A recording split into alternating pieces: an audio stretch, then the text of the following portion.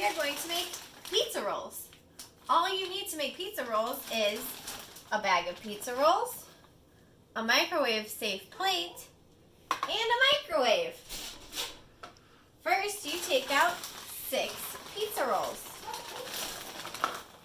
1, 2, 3, 4, 5, 6. Try to not let them touch on your plate. Then, you open your microwave and put it in. Set the timer for 1 minute and press start.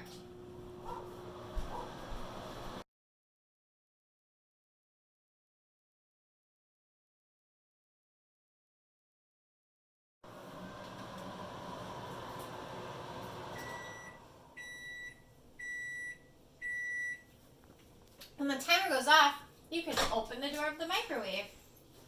Take out your plate with 2 hands. Don't forget to close the door. You can touch your pizza rolls to see if they are too hot. Mine are too hot.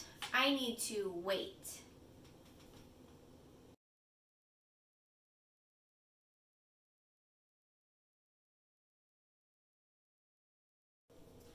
When your pizza rolls have cooled down, you can touch them again to see if they're cool.